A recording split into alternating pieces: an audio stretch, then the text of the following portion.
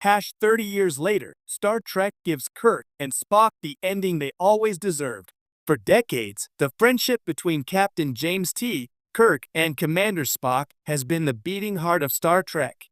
From their first mission aboard the USS Enterprise in 1966, through animated escapades, cinematic reunions, and countless philosophical debates over logic and emotion, the Kirk-Spock bond stood as Star Trek's most enduring relationship. Yet for all their history, the duo never received a true emotional conclusion until now. 30 years after their final canonical appearance together, Star Trek has finally given Kirk and Spock the ending they always deserved. Not a bombastic farewell filled with explosions or technobabble, but something more intimate: reconciliation, legacy, and peace. This long overdue resolution comes not in the form of a flashy action sequence, but through character-driven storytelling that acknowledges their contributions and their humanity. The bittersweet reality of Star Trek VI. The last proper send-off for the original crew came in 1991 Star Trek VI, The Undiscovered Country. That film was a triumph, a Cold War allegory that elegantly closed the curtain on the original Enterprise. But it didn't truly resolve Kirk and Spock's arc. Their final moments were poignant, yes, but not deeply reflective. There was no personal goodbye between them. No final discussion under the stars. It was mission-focused, professional, and ultimately rushed. Then came Generations 1994, a film that gave Kirk an ill-fitting and unsatisfying death. Worse, Spock wasn't even there to say goodbye. For a pair who were once so close, whose lives had been so inextricably linked, their endings felt unjustly divided. Fans mourn that not only did Kirk die in a largely forgotten corner of the galaxy, but that Spock, his confidant, his conscience, his best friend, was nowhere near. It seemed their legacy would always be incomplete. A legacy reignited in strange new ways. Over the past decade, Star Trek has been in the middle of a creative renaissance. With shows like Star Trek, Discovery, Strange New Worlds, and Picard, the franchise has mined its past while boldly pushing into the future. In doing so, the writers began to explore unfinished business from Trek's golden age, including the relationships left adrift. While Strange New Worlds introduced us to a younger Spock, played with nuance by Ethan Peck, Kirk appeared as a rising star in Starfleet, portrayed by Paul Wesley. At first, fans balked. Recasting two of Trek's most iconic characters is no easy feat. But slowly, these portrayals started to feel authentic, not because they mimicked Shatner or Nimoy, but because they understood the soul of the characters. And that's what made the show's Season 3 twist so profound. The time-bending reunion that fixed the future. In Strange New Worlds Season 3, the show delivers a powerful time travel episode titled The Final Frontier. The plot is simple on the surface. A temporal anomaly threatens to collapse multiple timelines. Admiral Jean-Luc Picard sends Kirk and Spock, both displaced in time and memory, on one final mission together. But this isn't just another sci-fi caper. This is catharsis disguised as a space adventure.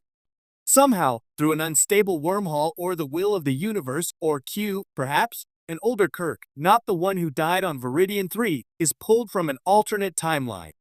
He's haunted by what he remembers, dying alone, never seeing Spock again, never knowing if he mattered.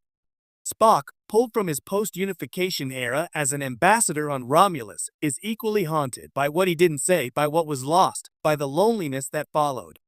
In classic Star Trek fashion, the anomaly requires more than technobabble to solve. It requires emotional resolution. These two men, once the core of the Federation's most legendary crew, are forced to confront one another, stripped of command, legacy, and duty. I was, and always shall be.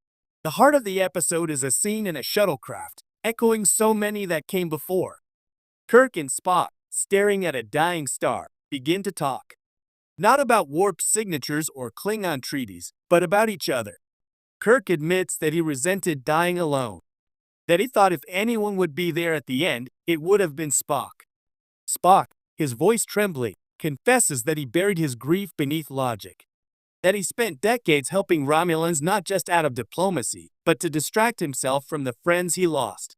that he watched the galaxy change and never allowed himself to truly feel. And then, in one quiet moment that hits like a photon torpedo, Kirk says, "Greater than, I always thought you'd outlive me." Spock replies, "And yet, I am still learning how to live without you." It's not melodramatic. It's not loud. But it's honest. It's what they never got to say. The gift of peace. By the end of The Final Frontier, Kirk and Spock must make a sacrifice to seal the timeline. Not death. This time, the universe shows mercy, but memory.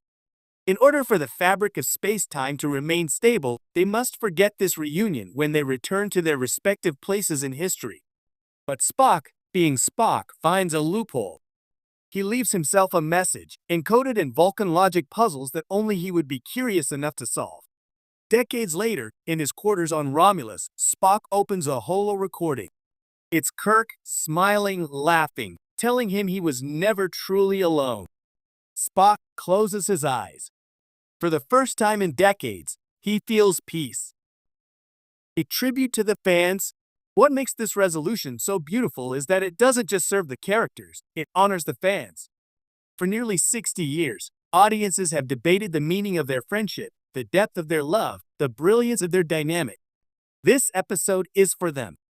Not just those who watched the original series live, but for those who discovered Kirk and Spock through VHS tapes, reruns, or streaming platforms. Strange New Worlds doesn't try to overwrite history or fix what was wrong with Kirk's death. Instead, it offers an emotional epilogue. A moment that exists outside of canon's rigidity, but inside the soul of Star Trek. Because Star Trek has always been about hope. About second chances. About finding the right words before it's too late. Why it took so long. Why did it take 30 years for Star Trek to give Kirk and Spock this ending? Part of it is the challenge of legacy. Shatner and Nimoy were these characters in such a profound way that recasting them felt sacrilegious for years. But as the franchise matured, it began to realize that honoring characters isn't about preserving their images, it's about finishing their stories. Leonard Nimoy passed away in 2015. His absence has been deeply felt, and any Spock-centric story carries the weight of that loss. But it's also his legacy that made this reunion feel possible. Nimoy's Spock was always evolving, always searching, always trying to reconcile logic and love. To give him this final conversation with Kirk is to honor that journey. The Final Frontier wasn't space, it was friendship. There's a line in the episode that distills everything. Greater than, we saved the galaxy 100 times, Jim. But I think the most important thing we ever did was save each other. That right there is Star Trek, not the phasers or the warp drives or the Technicolor uniforms, but the relationships. The belief that connection is our greatest strength. That even in the cold vacuum of space, we are never truly alone. Kirk and Spock didn't need fireworks or a statue or a space station named after them. What they needed was this, a chance to look one another in the eye and say what mattered. The end and a beginning. As the episode closes, we see two men walk away from each other. Not in sadness, but in peace. Their paths diverge again, as they must. One returns to a timeline where his death awaits. The other to a mission of unification. But something has changed. The final shot is simple. A star streaks across the sky. A Wrath of Khan, where Spock's casket was launched,